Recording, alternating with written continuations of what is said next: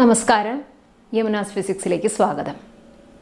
Electromagnetic ഇൻഡക്ഷൻ്റെ last focus ഏരിയയായ 6.10 അഥവാ AC generator, അതാണ് ഇന്നത്തെ വിഷയം.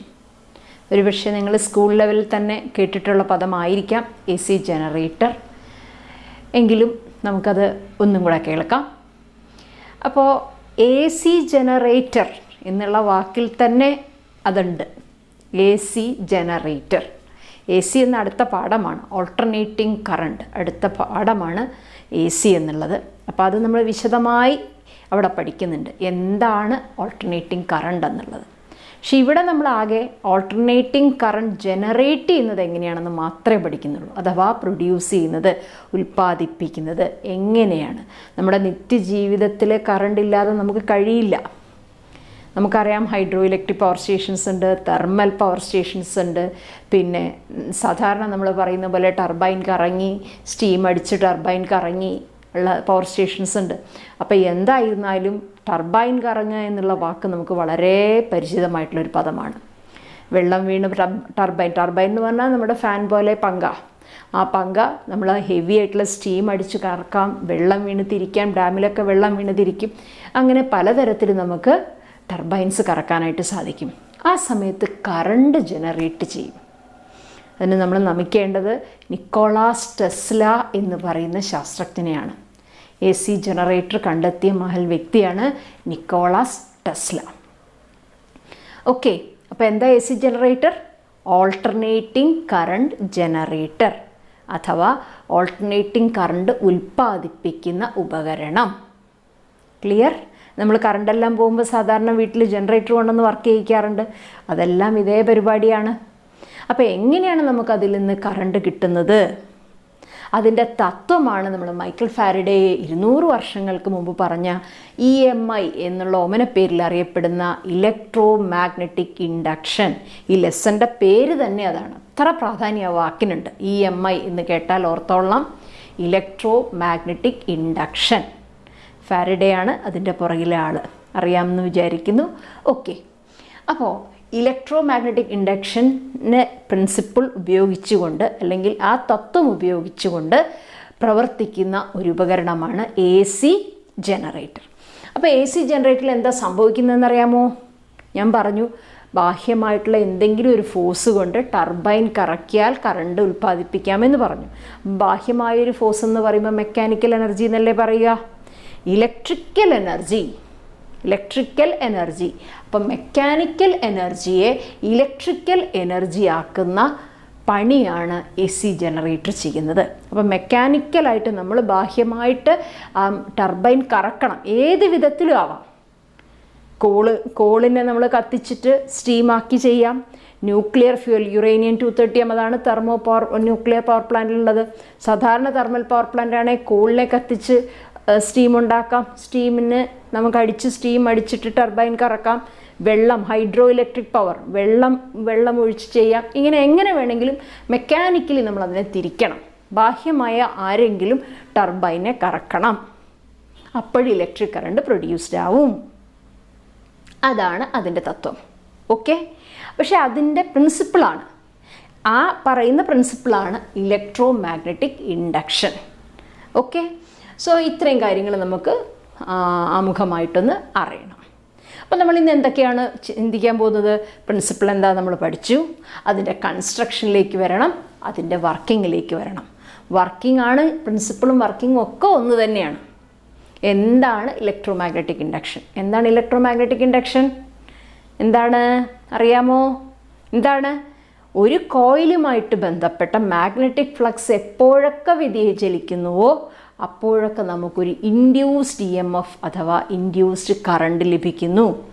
ഫാരഡേസ് 2 ലോ ഉണ്ട്. സെക്കൻഡ് ലോയാണ് അളന്നത്. ഫസ്റ്റ് ലോ പറഞ്ഞു, സെക്കൻഡ് ലോ അളന്നു. അതിലേക്ക് നമുക്ക് വരാം. അപ്പോൾ ഈ തത്വം ഉപയോഗിച്ച് നമ്മൾ മാഗ്നറ്റിക് ഫ്ലക്സിനെ ചലിപ്പിക്കുകയാണ്, വേരി ചെയ്യുകയാണ്. സ്ഥിരമല്ല. മാഗ്നറ്റിക് ഫ്ലക്സ് എന്ന് പറഞ്ഞാൽ വേറെ ഒന്നുമില്ല, magnetic lines through A given area. അപ്പോൾ മാഗ്നറ്റിക് ഫ്ലക്സ് മാറ്റിക്കൊണ്ടിരുന്നാൽ നമുക്ക് കണ്ടിന്യൂസ് ആയിട്ട് EMF കിട്ടിക്കൊണ്ടേയിരിക്കും. ഇതാണ് ഇലക്ട്രോമാഗ്നറ്റിക് ഇൻഡക്ഷൻ. അതാണ് നമ്മളിവിടെ ചെയ്യാൻ പോകുന്ന കാര്യം. അപ്പം നമുക്ക് നിർബന്ധമായും വേണ്ട കാര്യം എന്താണ്? കോയിൽ, കറണ്ട് കണ്ടക്ട് ചെയ്യുന്ന കോയിൽ ചലിപ്പിച്ചുകൊണ്ടേയിരിക്കണം. അപ്പം കോയിലിൻ്റെ ഉള്ളിൽ കറണ്ട് ഉണ്ടാവും. കിട്ടിയോ? ഓക്കെ. അപ്പം നമ്മൾ അതിൻ്റെ കൺസ്ട്രക്ഷനിലേക്ക് വരാം. ചിത്രത്തിൽ കൺസ്ട്രക്ഷൻ വിശദമായിട്ട് തന്നെ കാണിച്ചിട്ടുണ്ട്. 4 പ്രധാന ഭാഗങ്ങളാണ് ഒരു AC ജനറേറ്ററിനുള്ളത്. ഏതെല്ലാമാണ് ആ ഭാഗങ്ങൾ?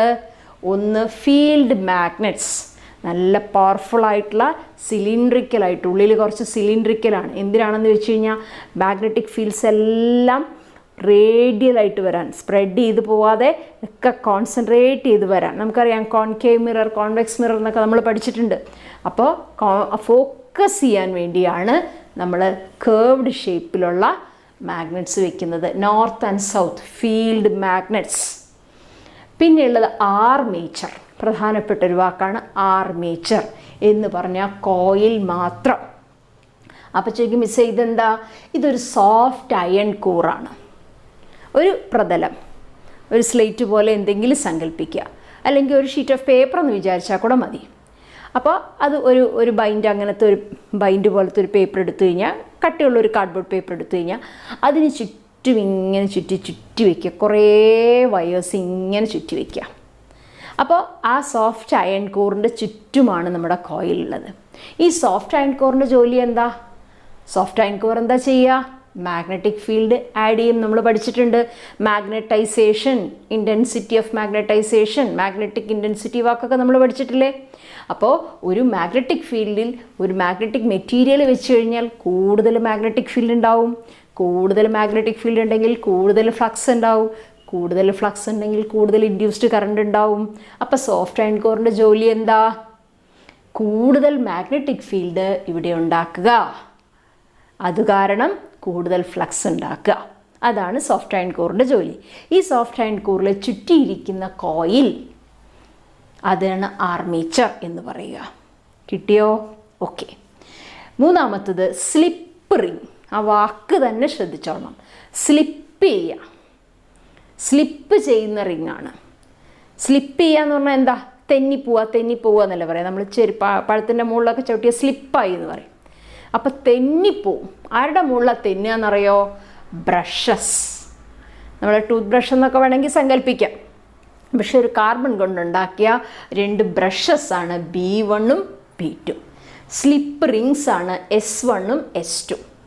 2 റിങ്സ് ആവശ്യമുണ്ട്, 2 ബ്രഷസ് ആവശ്യമുണ്ട്. അതെന്തിനാണ് നമുക്ക് പുറകെ പറയാം. അപ്പോൾ ഈ 4 ഭാഗങ്ങൾ മനസ്സിലായല്ലോ.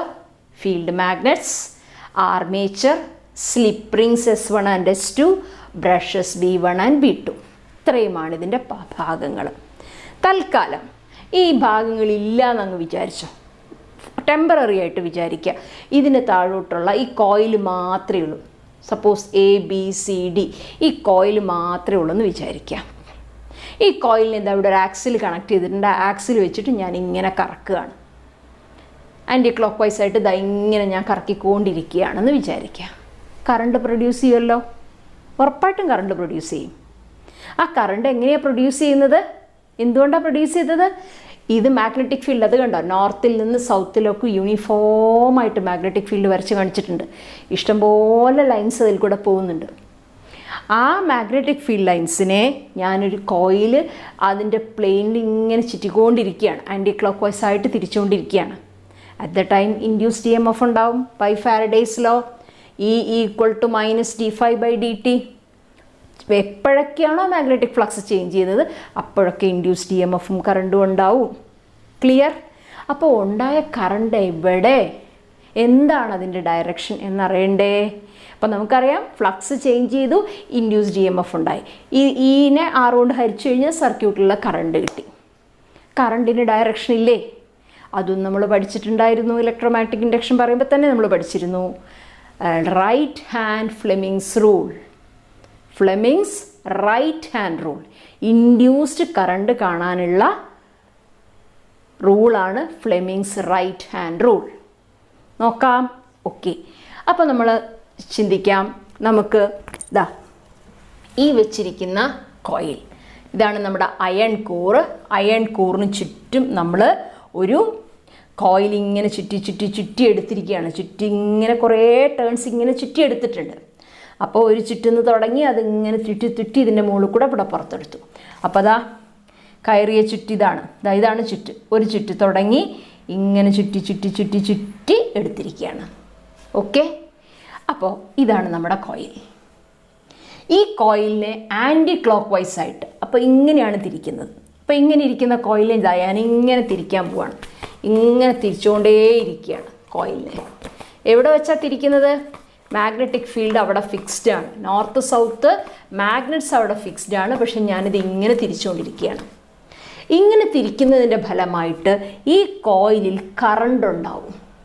അതാണ് ഇലക്ട്രോ മാഗ്നറ്റിക് ഇൻഡക്ഷൻ എന്ന് പറയുന്ന ഫിനോമിനൻ. കറണ്ടിൻ്റെ ഡയറക്ഷനാണ് Fleming's right hand rule. Clear? അപ്പോൾ ശ്രദ്ധിക്കാം, തുടങ്ങാം.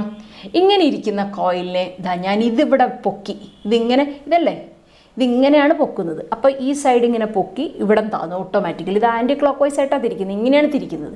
അപ്പോൾ ഇങ്ങനെ ഇരിക്കുന്ന പ്ലെയിനെ ഞാൻ പതുക്കതാ ഇങ്ങനെയൊന്ന് പൊക്കി. അപ്പോൾ നോക്കിയേ, എ എന്നുള്ള ഭാഗം ഇത്, ബി എന്നുള്ള ഭാഗം ഇത് കാണാനുണ്ടോ? എ എന്നുള്ള ഭാഗം ഇത്, ബി എന്നുള്ള ഭാഗം ഇത്. ഇങ്ങനെ പൊങ്ങി. അപ്പോൾ ഇതിൻ്റെ മുകളിൽ ഇത് നോക്കിക്കോളൂ. ഇങ്ങനെ ഇതിൻ്റെ മുകളിൽ ഫോഴ്സ് ഇങ്ങനെ മുകളിലോട്ട് വന്നതുകൊണ്ടാണല്ലോ ഇത് പൊന്തിയത്. ഇത് താഴോട്ടാക്കണത് താഴല്ലേ ചെയ്യുക, പക്ഷേ ഇതിനെ മുകളിലോട്ട് പൊക്കിയത് കൊണ്ടല്ലേ ഇത് പൊന്തിയത്. അപ്പോൾ ഫ്ലെമിങ്സ് റൈറ്റ് ഹാൻഡ് റൂൾ എന്താണ്? 3 ഫിംഗേഴ്സ്, ഫീൽഡ്, ഫോഴ്സ് അഥവാ thrust, central finger, current. Clear? ഇതേ ലോ വെച്ച് നമ്മളിതൊന്ന് ട്രൈ ചെയ്ത് നോക്കിയേ. ഇൻഡ്യൂസ്ഡ് കറണ്ട് എവിടെയാണ് നമുക്ക് അപ്പം കിട്ടും. അപ്പോൾ ഇതാണല്ലോ നമ്മുടെ വശം ഇതിങ്ങനെ പൊന്തിയിരിക്കുന്ന ഈ വശം ഇവിടെ അല്ലേ. അപ്പോൾ ഈ വശം ഇവിടെ കാണാനുണ്ടോ? വശം. ഈ വശത്ത് നമുക്കൊന്ന് അപ്ലൈ ചെയ്ത് നോക്കാം. ഫീൽഡ് അങ്ങോട്ടാണല്ലോ ഫീൽഡ്. ഇതല്ലേ ഫോഴ്സ് മുകളിലോട്ടല്ലേ. അപ്പോൾ ഞാൻ എന്ത് ചെയ്തു? ഫീൽഡ് അങ്ങോട്ട്, ഫോഴ്സ് ഇങ്ങോട്ട്. കറണ്ട് എവിടെയാന്ന് നോക്കിയേ. ശരിക്കും ഇങ്ങനെയാണ് ഇരിക്കുന്നത് കേട്ടോ. ഇത് മുകളിലോട്ടാണ് ഇരിക്കുന്നത്. ഇങ്ങനെയാണ് ഇരിക്കുന്നത്. ഇങ്ങനെയാണ് വരിക. ഈ ഭാഗം പൊന്തി ഇങ്ങനെ ഇരിക്കുകയാണ്. കാണാനുണ്ടോ? ഞാൻ ഇങ്ങനെ ചരിച്ച് വയ്ക്കുന്നത് കാണാൻ വേണ്ടിയാണ്. ഇതാണ് അവസ്ഥ. ഫോഴ്സ് മുകളിലോട്ട്, ഫീൽഡ് അങ്ങോട്ട് വലത്തോട്ട്. കറണ്ട് എവിടെയാന്ന് നോക്കിയേ. കറണ്ട് എങ്ങോട്ടാ? മുകളിലേക്ക്. അതായത് ബി ടു എ. ബി ആണ് ഈ അടിവശം, എ ആണ് അടിവശം. കറണ്ട് എവിടുന്ന് എങ്ങോട്ടാണ് പോകുന്നത്? B to A. അപ്പോൾ എ ബി എന്നുള്ള വശം മുകളിൽ വരുമ്പോൾ ആരാ താഴെ വരുന്നത്? ഡി സി എന്നുള്ള വശം താഴെയാണ്. ഇങ്ങനെയാണ് ചുറ്റിയത്. ഇങ്ങനെ പൊക്കിയപ്പോൾ ഇത് മുകളിൽ വന്നു, ഇത് താഴെ വന്നു. അപ്പോൾ ഇവിടെ കറണ്ട് കണ്ടില്ലേ? കറണ്ടിൻ്റെ ഡയറക്ഷൻ കണ്ടോ? ഇതെങ്ങനെയാണ് വരിക. ഇതെങ്ങനെയാണ് നിൽക്കുന്നത്. അപ്പോൾ കറണ്ട് ഉള്ളിലേക്ക്. കണ്ടില്ലേ? കറണ്ട് ഇങ്ങോട്ട് ഉള്ളിലേക്ക്, ഫീൽഡ് വലത്തോട്ട്, ഫോഴ്സ് മുകളിലേക്ക്. അതേസമയം ഈ അടിഭാഗത്ത് എങ്ങനെയായിരിക്കും ഉണ്ടാവുക? അടിഭാഗത്ത് ഇതിങ്ങനെ പൊന്തിയപ്പം ഇത് താന്നില്ലേ. ഇങ്ങനെ നിൽക്കുന്ന കോയിൽ ഇവിടെ താന്നു, ഇവിടെ പൊന്തി. അപ്പോൾ ഇവിടെ താന്നു എന്ന് പറയുമ്പം ഈ ഡയറക്ഷനിൽ ഫോഴ്സ് എങ്ങോട്ടാ? ഫോഴ്സ് നേരെ താഴോട്ടല്ലേ. വരിക. അപ്പോൾ കറണ്ട് അങ്ങോട്ട്. അപ്പോൾ നോക്കിയേ, ഇതെങ്ങനെയാണ് വരിക? നോക്കിയേ, കണ്ടോ?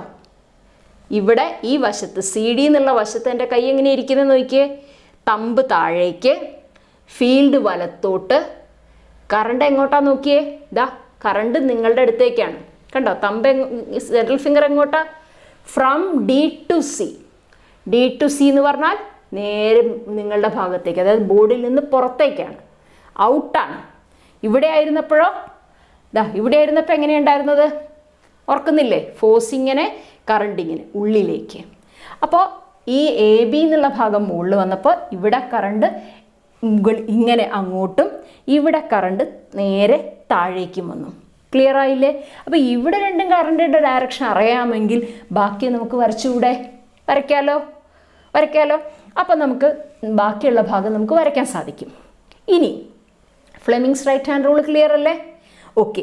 അപ്പോൾ എ ബി മുകളിൽ വന്നു, സി ഡി താഴെ വന്നപ്പോഴത്തെ അവസ്ഥ. അപ്പോൾ ഇതിനെ ഇങ്ങനെ ചുറ്റി. ക്ലിയർ? ഇനി അത് കഴിഞ്ഞിട്ട് വീണ്ടും ഇതിനെ ഇങ്ങനെ തന്നെ വെച്ചു. അപ്പോൾ ഇതേപോലെ തന്നെയായി. സെയിം സിറ്റുവേഷൻ, ഇതേപോലെ തന്നെ. വീണ്ടും എന്താ ചെയ്തേ? ഒന്നും കൂടെ തിരിച്ചു.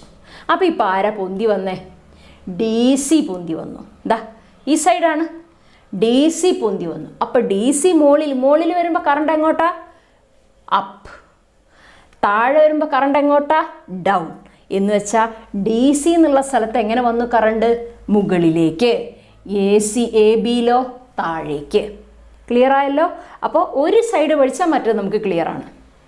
ഒറ്റ സെക്കൻഡ് ഒന്നുകൂടെ കാണിച്ചു തരാം. എ ബി ഇതാ മുകളിൽ വരുമ്പോൾ ഫോഴ്സ് ശ്രദ്ധിക്കുക. ഫോഴ്സ് എങ്ങോട്ടാ? ഫോഴ്സ് മുകളിലേക്കാണ്. ഇതാ ഫോഴ്സ് മുകളിലേക്ക് കാണിച്ചു. ഫീൽഡ് വലത്തോട്ട്, കറണ്ട് ഇതാ. ഇനി താഴെ വരുമ്പോഴത്തെ സിറ്റുവേഷൻ എന്താണ്? താഴെ വരുമ്പോൾ ഫോഴ്സ് താഴോട്ട്. ഫോഴ്സ് ഇതാ താഴേക്കാണ്. ഫോഴ്സ് താഴേക്കാണ്. കണ്ടില്ലേ? ഫോഴ്സ് ഇതാ താഴേക്ക് കാണിച്ചിരിക്കുന്നു. ഫീൽഡ് അങ്ങോട്ട്, കറണ്ട് നിങ്ങളുടെ അടുത്തേക്ക്. മനസ്സിലായില്ലേ? അപ്പോൾ കറണ്ട് തിരിച്ച് ഇങ്ങനെ ഒഴുകുന്നു. അപ്പോൾ ഇവിടെ B to A D to C. കണ്ടോ? B to A D to C. എങ്ങനെ ഇരിക്കുമ്പോൾ? എ ബി മുകളിൽ വരുമ്പോൾ. അടുത്ത എന്താണ്? ഇങ്ങനെ തിരിഞ്ഞു, വീണ്ടും ഇങ്ങനെ തിരിഞ്ഞു. അപ്പോൾ ഡി സിയിൽ എന്ത് വരും? ഡി സി ഇപ്പോൾ ഡി ടു സി എന്നുള്ളത് എങ്ങനെ വരും? സി ടു ഡിയും. ബി ടു എ എന്നുള്ളത് എങ്ങനെ വരും? എ ടു ബിയും.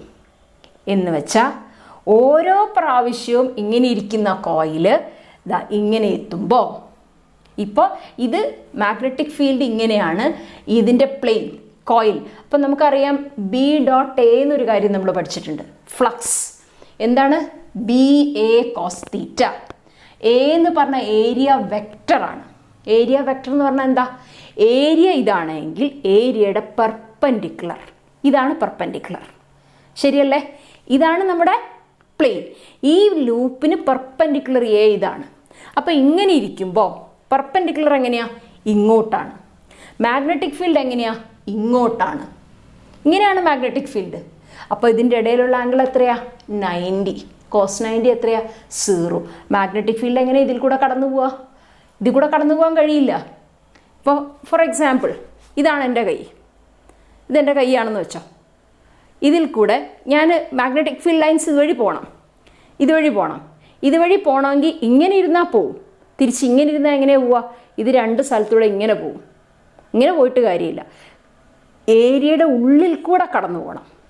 ഇങ്ങനെ ഇരുന്ന് കഴിഞ്ഞാൽ അതാ സ്പ്രെഡായിട്ട് ഇങ്ങനെ പോവുകയുള്ളൂ. മനസ്സിലായോ? അപ്പോൾ ഇതെങ്ങനെ വെച്ചിരിക്കുന്നത്? ഇങ്ങനെ വെച്ച് കഴിഞ്ഞിട്ട് കാര്യമില്ല. കാരണം ഞാൻ പറഞ്ഞു, എൻ്റെ കാരണം എന്താ? ഫ്ലക്സ് 0 ആയിപ്പോയി. കാരണം എ എന്ന് പറഞ്ഞാൽ ഇതാണ്, ബി എന്ന് പറഞ്ഞാൽ ഇങ്ങനെയാണ്. തീറ്റ 90 കോസ് 90 0, ഫ്ലക്സ് ഇല്ല. ഇനി നേരെ തിരിച്ചിത് ഇങ്ങനെ വരുമ്പോൾ എന്താ സംഭവിക്കാൻ നോക്കിക്കേ. നോർമൽ ഇങ്ങോട്ട്, എയുടെ ഡയറക്ഷൻ ഇങ്ങോട്ട്, ബിയുടെ ഡയറക്ഷൻ ഇങ്ങോട്ട്. തീറ്റ 0 കോസ് 0 1. അപ്പോൾ മാക്സിമം ലൈൻസ് ഇതിൻ്റെ ഉള്ളിൽ കൂടെ കയറിപ്പോവും. ഇതിൻ്റെ ഉള്ളിൽ കൂടെ ലൈൻസ് കയറിപ്പോണം. അപ്പോൾ ഓരോ പ്രാവശ്യവും ഇത് ഇവിടെ എത്തുമ്പോൾ ഫ്ലക്സ് ഉണ്ട്. ഇങ്ങനെ വെച്ചാൽ ഫ്ലക്സ് ഇല്ല. തിരിച്ച് വീണ്ടും ഇങ്ങനെ വെച്ചാൽ ഫ്ലക്സ് ഇല്ല. വീണ്ടും ഇങ്ങനെ വെച്ചാലുണ്ട്. അപ്പോൾ നമുക്ക് എങ്ങനെ പറയാം? ഇത് തീറ്റ 0 ഇങ്ങനെയല്ലേ തിരിയുന്നത്? 360 ഡിഗ്രി അല്ലേ തിരിയുന്നത്? തീറ്റ 0, തീറ്റ 90, തീറ്റ 180, തീറ്റ 270, തീറ്റ 360. ഒരു പ്രാവശ്യം കംപ്ലീറ്റഡ് ആയി. ഇതാ ഈ സൈഡ് നോക്കിയാൽ മതി. ഇവിടെ നിന്ന് തുടങ്ങി ഇവിടെ തന്നെ എത്തി. ഇതാ തീറ്റ 0, തീറ്റ 90, തീറ്റ 180, തീറ്റ 270, തീറ്റ 360. കഴിഞ്ഞു. ക്ലിയർ? ഓക്കെ. ഇനി എന്താണ് ഇവരുടെ ജോലി? നമുക്കൊന്ന് വരാം. എന്തിനാ ഇവരില്ലെങ്കിൽ എന്താ? ബൾബ് കത്തില്ലേ? കറണ്ട് ഉണ്ടല്ലോ, ബൾബ് കത്തില്ലേ? എന്താ പ്രശ്നം എന്ന് ചോദിച്ചു കഴിഞ്ഞാൽ, നമുക്ക് ഈ ഒരു പോർഷൻ ഇല്ലയെന്ന് വിചാരിക്കുക. ഇത് രണ്ടിലേക്ക് നേരിട്ട് ഈ ബൾബ് അങ്ങ് കൊടുത്തു എന്ന് വിചാരിച്ചോ. നേരിട്ട് ഈ ബൾബ് ഇതിലേക്കും കൊടുത്തു എന്ന് വിചാരിച്ചോ. എന്താ സംഭവിക്കുക? ഇത് ഇങ്ങനെ ഇത് നിർത്താതെ കറങ്ങിക്കൊണ്ടിരിക്കുകയാണ്. കറങ്ങുന്ന സമയത്ത് ഈ രണ്ട് ടെർമിനൽസും, ഇതിൽ നിന്ന് പുറത്തേക്കെടുത്ത ടെർമിനൽസും ബൾബും കൂടെ ആകെ ഇവിടെ കിടന്ന് ചുറ്റാൻ തുടങ്ങും. കാരണം ഇതിങ്ങനെ പിണഞ്ഞ് തിരിഞ്ഞുകൊണ്ടിരിക്കുകയല്ലേ. അപ്പോൾ ഇത് കൂട്ടത്തിൽ തിരിഞ്ഞ് അത് ഒടിഞ്ഞു പോവാനോ പൊട്ടാനോ ഉള്ള സാധ്യത ഇവിടെ കൂടുതലാണ്. അപ്പോൾ ആ പൊട്ടലും ഒടിയലും ഒഴിവാക്കാനും കറണ്ട് കോൺസ്റ്റൻ്റ് ആയിട്ട് കിട്ടാനുമാണ് നമ്മൾ ഈ സംവിധാനം വെക്കുന്നത്. ഇതിന് പറയുന്ന പേര് സ്ലിപ്പ് റിങ്. സ്ലിപ്പ് ചെയ്യുക, തെന്നുക റിങ് ആണ്. അപ്പോൾ ശ്രദ്ധിക്കണം. നോക്കൂ, ഈ വരുന്ന ഒരു വയറ് ഈ സ്ലിപ്പ് റിങ് S1 ആയിട്ട് കണക്റ്റഡ് ആണ്. S1 ആയിട്ട് മാത്രം. S2 ആയിട്ട് തന്നെ യാതൊരു ബന്ധവുമില്ല. ഇവിടെ നിന്ന് വരുന്ന ഈ ഒരു വയറ്, ബിയിൽ നിന്ന് ഇങ്ങോട്ട് വരുന്ന ഈ വയറ് S1 ആയിട്ട് മാത്രമാണ് കണക്ട് ചെയ്തിരിക്കുന്നത്. S2 ആയിട്ട് കണക്റ്റഡ് അല്ല. തിരിച്ച് മറ്റേ വയറ്, രണ്ട് വയറുണ്ട്. ഒരെണ്ണം അങ്ങനെ ചുറ്റി തുടങ്ങുമ്പോൾ ഇങ്ങനെ ചുറ്റിയല്ലേ. അപ്പോൾ ഒരു വയറ് ആദ്യത്തെ ഇന്നാണെങ്കിൽ മറ്റേത് ഔട്ട്. അപ്പോൾ ഒരു വയറ് S2ലേക്ക് കണക്റ്റഡ് ആണ്. അത് S1 പെർമനൻ്റ്ലി, ഈ wire permanently connected to S1, ഇത് പെർമനൻ്റ്ലി കണക്റ്റഡ് ടു S2. അപ്പോൾ ഈ കോയിൽ തിരിയുന്നതിൻ്റെ ഒപ്പം ഈ സ്ലിപ്പ് റിങ് കിടന്ന് കറങ്ങും. പക്ഷേ B2 B1 ബ്രഷസ് സ്ലിപ്പ് ചെയ്യുള്ളൂ, തെന്നി അവിടെ നിൽക്കുള്ളൂ. ഇത് അവിടെ നിന്ന് അനങ്ങുകയില്ല, പെർമനൻ്റ്ലി അവിടെ നിൽക്കുകയാണ്. B1 B2 എന്നുള്ളതിന് അനക്കമില്ല. അനക്കം സംഭവിക്കുന്നത് ഈ S1 എന്നുള്ള റിങ്ങാണ്. അപ്പോൾ ഇതിൽ കൂടെ വരുന്ന കറണ്ട് S1 കൊടുത്ത് S1 ആണത് B1 കൊടുക്കുന്നത്. അതുപോലെ ഇതിൽ കൂടെ വരുന്ന കറണ്ട് B2 കൊടുത്തു, ഇതിൽ കൂടെ വരുന്ന കറണ്ട് S2 കൊടുത്തു, S2 ആണ് B2 കൊടുക്കുന്നത്. അങ്ങനെയാണ് B1 B2 കറണ്ട് കിട്ടുന്നത്. മനസ്സിലാവുന്നുണ്ടോ? അപ്പോൾ പ്രത്യേകം ശ്രദ്ധിക്കുക, brushes do not rotate with coil. Brushes coil തിരിയുന്നതിനനുസരിച്ച് തിരിയുന്നില്ല. ബ്രഷസ് അവിടെ സ്റ്റഡിയാണ്. തിരിയുന്ന ആൾക്കാർ ഈ കോയിലാണ്. S1 കോയിലും S2 കോയിലും തിരിഞ്ഞുകൊണ്ടേയിരിക്കും. ഈ കോയിൽ എങ്ങനെ തിരിയുന്നത്? ഇപ്പോൾ A to B ഇങ്ങനെ ഇത് കറങ്ങിക്കൊണ്ടിരിക്കുകയാണ്. AB മുകളിൽ വന്നു, CD അടിയിൽ, AB മുകളിൽ വന്നു, CD അടിയിൽ, പിന്നെ CD മുകളിൽ വന്നു, AB അടിയിൽ, ഇങ്ങനെ ഇത് തിരിഞ്ഞുകൊണ്ടേയിരിക്കുകയാണ്. അപ്പോൾ AB മുകളിൽ വരുമ്പോഴാണ് കറണ്ടിൻ്റെ ഡയറക്ഷൻ ഈ കാണിച്ചിരിക്കുന്നത്. എങ്ങനെയാണ് current direction? B to A, D to C, ഇതങ്ങനെ വന്ന് B2 to B1 ബൾബ് കത്തി. B2 ശ്രദ്ധിക്കണം, B2 കൂടെ B1 കയറി. എപ്പോൾ? AB മുകളിലെത്തുമ്പോൾ. ഇനിയും CD മുകളിലെത്തുമ്പോഴത്തെ അവസ്ഥ എന്താ? നേരെ തിരിഞ്ഞു വരും. ഞാൻ നേരത്തെ കാണിച്ചല്ലോ, AB മുകളിലും CD അടിയിലും ആകുമ്പോഴാണ് ഇങ്ങനെ. നെക്സ്റ്റ് അടുത്ത സ്റ്റെപ്പിൽ CD മുകളിൽ വരികയും AB അടിയിൽ പോവുകയും ചെയ്യുമ്പോൾ ഈ കറണ്ടിൻ്റെ ഡയറക്ഷൻ നേരെ തിരിച്ചു വരും. അപ്പോൾ ഇപ്പോൾ D to C ആണെങ്കിൽ ആ സമയത്ത് CD മുകളിൽ വരുമ്പോൾ C to D ആവും, C to D ആവും, A to B ആവും. അപ്പോൾ A to B ആവുമ്പോൾ എന്താ ചെയ്യുക? കറണ്ട് താഴോട്ട് ഒഴുകും. A to Bയിൽ നിന്ന് താഴോട്ട് ഒഴുകും. അപ്പോൾ താഴോട്ട് ഒഴുകുമ്പോൾ കറണ്ട് എവിടെ നിന്ന് വരും? B1 നിന്ന് B2 വരും. ക്ലിയർ? അപ്പോൾ AB മുകളിലാവുമ്പോൾ current B2 to B1 ആണെങ്കിൽ CD മുകളിലെത്തുമ്പോൾ കറണ്ട് എവിടെ വരും? B1 to B2. എന്ന് പറഞ്ഞാൽ എന്താ അർത്ഥം? ഓരോ ഹാഫ് സൈക്കിൾസും കഴിയുമ്പോൾ കറണ്ട് റിവേഴ്സ് ചെയ്യും. ഇത് പ്ലസ് ഹാഫ്, ഇത് മൈനസ് ഹാഫ്. നമ്മൾ റെക്ടിഫയേഴ്സിലൊക്കെ പഠിച്ചതാണ്. എന്നത് പറഞ്ഞതുപോലെ ഓരോ ഹാഫ് സൈക്കിൾ എന്ന് പറഞ്ഞാൽ പകുതി ടൈം, T/2 സമയം കഴിയുമ്പോൾ, അഥവാ തീറ്റ 180 ആവുമ്പോൾ ഇത് കറണ്ട് റിവേഴ്സ് ചെയ്യാൻ തുടങ്ങും. ഞാൻ നേരത്തെ കാണിച്ചില്ലേ, അതിനെ റൊട്ടേറ്റ് ചെയ്ത് കാണിച്ചല്ലോ. അതാണ് ഈ സ്ലിപ്പ് റിങ്ങിൻ്റെ പ്രയോജനം. അപ്പോൾ വയറ് കൂട്ടിക്കെട്ടാതെയും പൊട്ടിപ്പോവാതെയും നമുക്ക് കണ്ടിന്യൂസ് ആയിട്ട്, അപ്പോൾ ഒരു ഹാഫ് സൈക്കിളിൽ കറണ്ട് B2 to B1 ഒഴുകുന്നു, ബൾബ് കത്തുന്നു. അടുത്ത ഹാഫ് സൈക്കിളിൽ B1 to B2 ബൾബ് കത്തുന്നു. അപ്പോൾ ഒരു ഹാഫ് സൈക്കിളിൽ ഇതാണ് കറണ്ട്, അടുത്തതിൽ ഇത്, വീണ്ടും അടുത്തത് ഇങ്ങനെ. ഓരോ ഹാഫ് സൈക്കിൾ കഴിയും തോറും current B2 to B1, B1 to B2, B2 to B1, B1 to B2 ഇങ്ങനെ ടോഗിൾ ചെയ്തുകൊണ്ടിരിക്കും. അതുകൊണ്ടാണ് നമ്മളിതിന് എന്ത് പേര് പറയുന്നത്? ഓൾട്ടർനേറ്റിംഗ് അഥവാ പൾസേറ്റിംഗ് കറണ്ട്. കിട്ടിയല്ലോ? സോ അതാണ് ഇതിൻ്റെ പ്രവർത്തനം. അപ്പം എൻ്റെ കൺസ്ട്രക്ഷനും പ്രവർത്തനവും മനസ്സിലായെന്ന് വിചാരിക്കുന്നു. ഒന്നുമില്ല, ഫിഗർ വരയ്ക്കുന്നു. നമ്മൾ പറയുന്നു ഫ്ലെമിങ്സ് റൈറ്റ് ഹാൻഡ് റൂൾ വെച്ചിട്ട്, ഫ്ലെമിങ്സ് റൈറ്റ് ഹാൻഡ് റൂൾ വെച്ചിട്ട് എന്താണ് കണ്ടീഷൻ? ഫോഴ്സ് അഥവാ thrust, thumb, forefinger field, central finger എന്താണ്? Induced current. ക്ലിയർ? അപ്പോൾ അത് പ്രകാരം AB മുകളിലാവുമ്പോൾ, വെൻ AB ഈസ് അപ്പ്, എന്താ സംഭവിക്കുക? Current is flowing from B2 to B1. When AB is down, the current is from B1 to B2. Every half cycles the current is reversed. കഴിഞ്ഞു, അത്രയേ ഉള്ളൂ. ഇനി അതിൻ്റെ തിയറി പാർട്ട്. എന്താ theory part? ഒന്നും നമ്മൾ ചെയ്തിട്ടില്ല. 5B മാഗ്നറ്റിക് ഫ്ലക്സിൻ്റെ വാല്യൂ BA cos θ നമുക്കറിയാം. And moreover theta, angular speed എന്ന് പറയുന്നത് θ/t. So θ equal to ω/t. ഇവിടെ തീറ്റയ്ക്ക് സബ്സ്റ്റിറ്റ്യൂഷൻ കൊടുത്തു, ω/t എന്നിട്ടു. ഇതൊരു ചെറിയ ഡിഫറൻസിയേഷൻ, dφ/dt ഡിഫറൻഷിയേറ്റ് ചെയ്തപ്പോൾ കോസിൻ്റെ ഡിഫറൻഷ്യൽ മൈനസ് സൈൻ എന്നാണ്. ഇവിടെ ഓൾറെഡി ഫാരഡേയുടെ മൈനസ് അവിടെ ഉണ്ട്, ലെൻസസ് ലോ എന്ന് പറയുന്ന മൈനസ് അവിടെ ഉണ്ട്. ഇതിൻ്റെ മൈനസും ഇതിൻ്റെ മൈനസും കൂടെ ചേർന്ന് വരുമ്പോൾ അതെന്താവും? പ്ലസ്.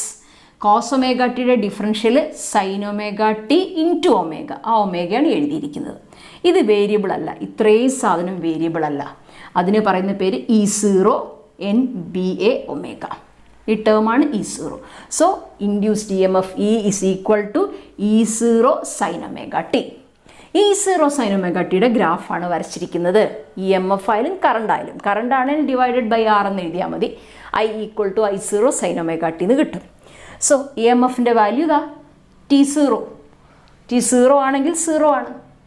90 മാക്സിമം, വീണ്ടും 180 0, 270 -1. സൈൻ്റെ വാല്യൂസ് മാത്രം ആലോചിച്ചാൽ മതി, ഇത് മറന്നില്ലല്ലോ, കോൺസ്റ്റൻ്റ് അല്ലേ. സോ ഇങ്ങനെ അത് കണ്ടിന്യൂ ചെയ്തുകൊണ്ടിരിക്കും. സിനുസോയിഡൽ ഓർ സൈൻ കർവ് എന്ന് പറയും. അപ്പോൾ ഇതിനെ തന്നെയാണ് നമ്മൾ AC എന്ന് പറയാറ്. അപ്പോൾ നമ്മൾ എന്ത് ചെയ്താൽ മതി? ആക്സിൽ എപ്പോഴും നിർത്താണ്ട് ആക്സിൽ വെച്ചിട്ട് കോയിലിനെ റൊട്ടേറ്റ് ചെയ്തുകൊണ്ടിരുന്നാൽ മതി. നമുക്ക് കണ്ടിന്യൂസ് ആയിട്ട് ഇൻഡ്യൂസ്ഡ് EMF കിട്ടിക്കൊണ്ടേയിരിക്കും. Okay, clear? ഓക്കെ. അപ്പോൾ സ്ക്രീൻഷോട്ട് ചെയ്തോ, എഴുതി പഠിച്ചോ. മസ്റ്റായിട്ട് വരുന്നൊരു ക്വസ്റ്റ്യനാണ് AC ജനറേറ്റർ. Thank you.